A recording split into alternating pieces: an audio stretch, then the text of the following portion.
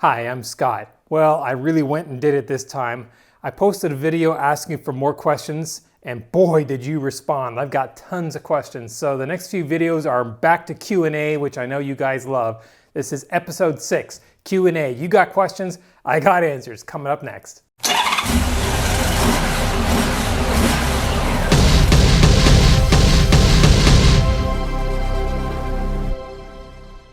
All right, so I posted a video a little while ago and I said, hey, does anybody have any other questions they want to have answered? I mean, we get lots on the website, but I thought maybe people who view these videos might not be on the website posting questions. So I thought I'd post a video on YouTube here saying, hey, if you got questions you want answered, go ahead and post them. And boy, did you ever. So I got lots of questions answered. Let's get to the first 3. This is from Anon George. Might there be a reasonable, and reasonable is in quotes, might there be a reasonable way to supercharge my 1999 GL 1500 SE, which is basically this bike, with or without the original air box, which is quite unique itself? Okay, well, the air box is inside here where you think the gas tank's actually down here. You're sitting on top of it. So the air box is underneath the radio, and that's where the air filter goes. And the reason why the air box is unique and large on this bike is, well, first, it's a 1500cc engine, which is a large displacement engine for a motorcycle. It sucks and needs a lot of air. So in order to filter that air, you have to have a large surface area in your filter, which is that pleated area of air filter. If you don't have enough surface area, you're basically throttling down the amount of air the engine can suck in. When you have an engine that is large enough that it requires a lot of air, like this one does, you need an equally large air filter with lots of surface area that won't restrict the air going into the engine. Anon George wants to supercharge his bike. So what is supercharging? Well, you might have heard of turbocharging. Actually, the correct technical term for turbocharging is turbo supercharging. In turbocharging, you have a turbine. It's basically like a water wheel, except instead of being driven by water, it's being driven by exhaust gases being blown out of the engine. So the engine spins that turbine, and the turbine is connected to another turbine, which is a compressor. And it takes the air from the outside, compresses it, and crams more of that air into the engine. Because you've got more air compressed going into the engine, you can add more fuel. More fuel, more air equals more power. So without increasing the displacement of that engine, making it bigger, you can get more power out of it just by cramming more air and fuel into it. A supercharger is kind of the same thing, except instead of a turbine being driven by the exhaust gases, it's driven directly off the engine. Now, they typically don't have a turbine at the input side. They have what's called usually a root supercharger, which is a kind of a set of helical vanes that mesh with each other, and that is a high-speed air compressor.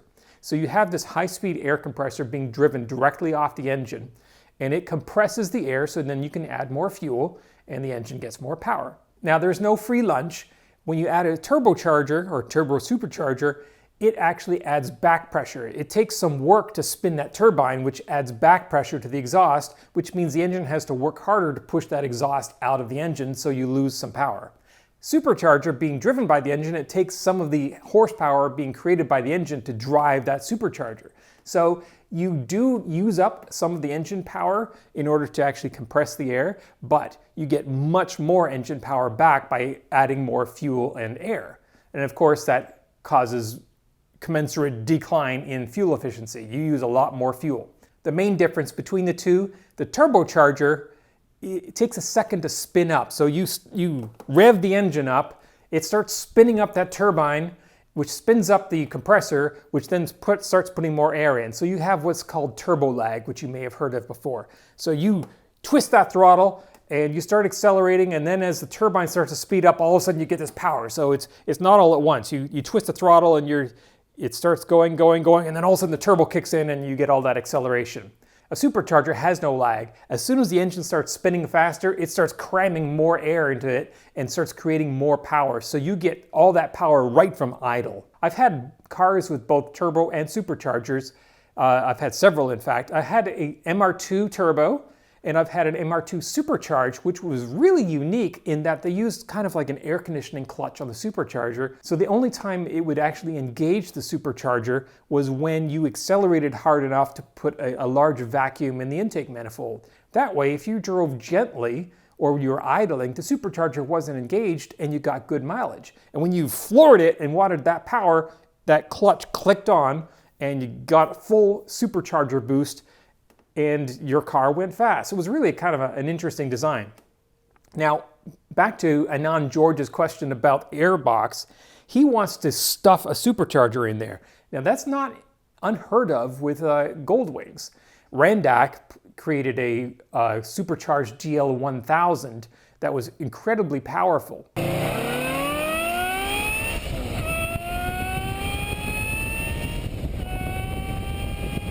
And what he did was, like Anand George was thinking, was replace the airbox with the supercharger, because the supercharger is not a small thing.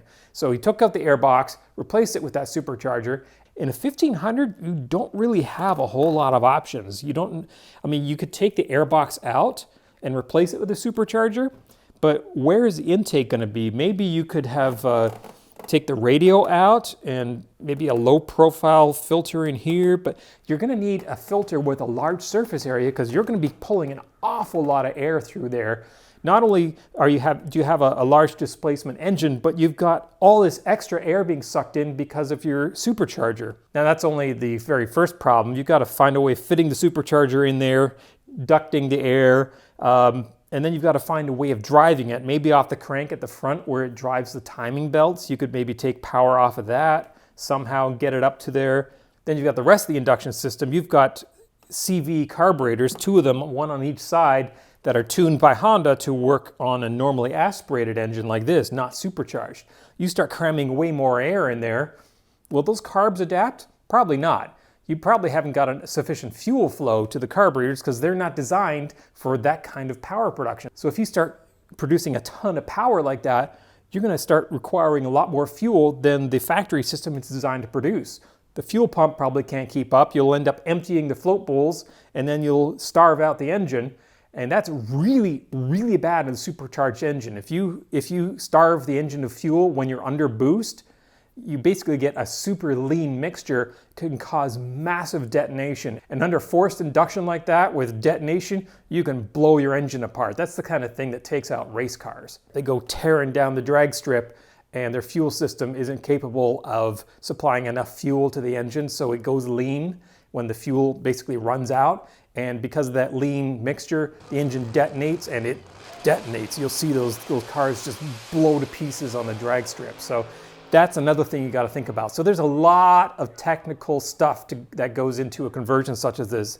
Not saying that you shouldn't go ahead and do it. I'd love to see it, but just keep in mind there's more to it than just trying to figure out what to do with the airbox. Okay, next question from Bob Collins. Is there any reasonable way to get more distance and or power out of the factory Honda CB system on a 2005 1800? Well, this really actually applies to any Goldwing with a CB. Yes, there is. There are several ways of getting more power out of your CB system. There are legal ways and there are wholly illegal ways. So let's talk about the legal ways first. So the first thing we want to do is let's make sure that there is actually enough power coming out of the radio. So you'll need an SWR meter, which I'll put a link to from Amazon down below. They're reasonably cheap. You'll need some adapter cables because SWR meters typically are meant for automotive CBs or trucks, and they use different connectors. We have Motorola style connectors in the bike, and that's not going to fit with our G59, I think it is. No, that's not right. I can't remember the name of the connector. Anyway, so you'll need an adapter cable and you'll need a dummy load.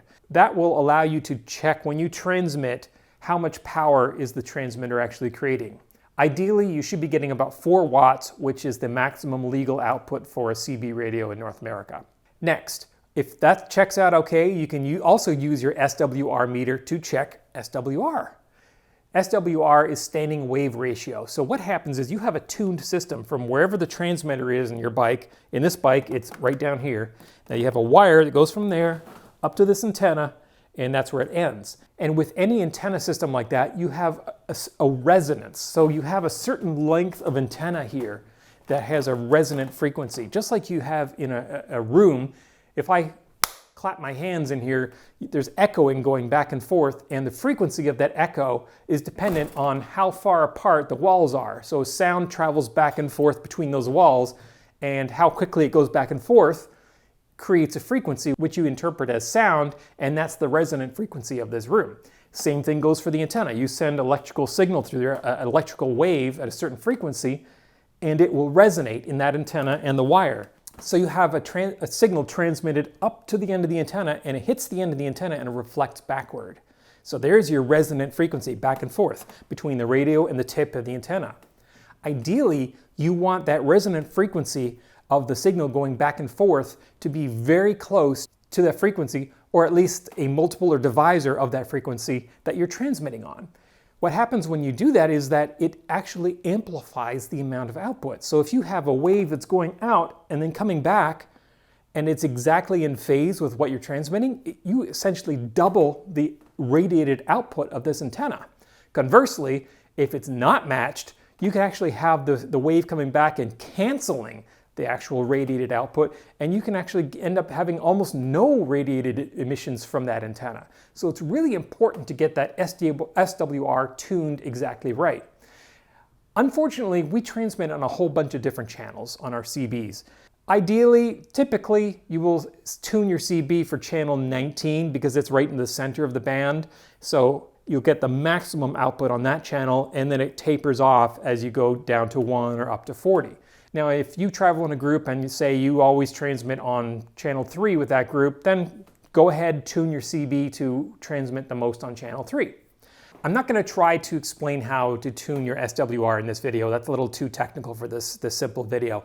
However, I will put a link to a GoldwingDocs article that explains exactly how to do this on your bike. Basically, there's a little set screw right there that allows you to adjust the length of the antenna, and it doesn't take much. It's like fractions of a millimeter up and down to adjust the length of the antenna to get it as close as possible. So what basically you do is you hook up the meter, you adjust the length until the meter shows the maximum amount of output. Once you get there, you tighten it, you're good to go.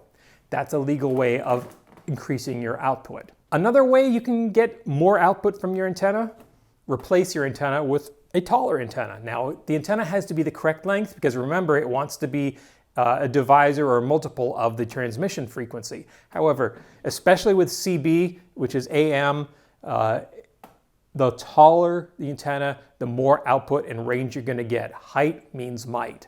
So if you can find an antenna and you don't, obviously that causes problems like in here in a garage. Every time you're going to go underneath something, it's going to hit. But if you can mount a great big tall antenna on your bike, maybe twice the height of this, and you're fine with that wherever you park, then you will get way more range out of your CB than anybody else. All right.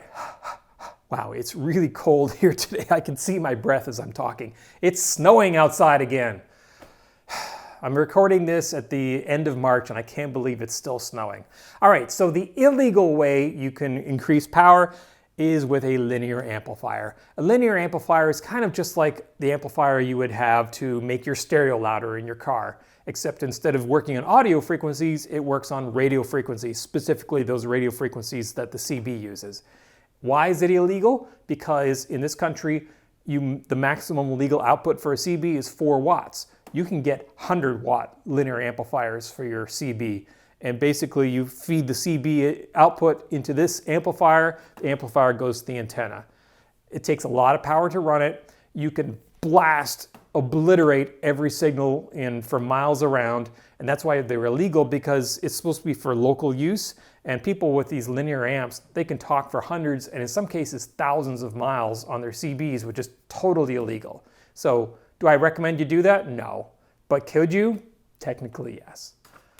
All right, last question. The boys playing COD. That's the username. Why does my 2001 Honda Goldwing keep overheating?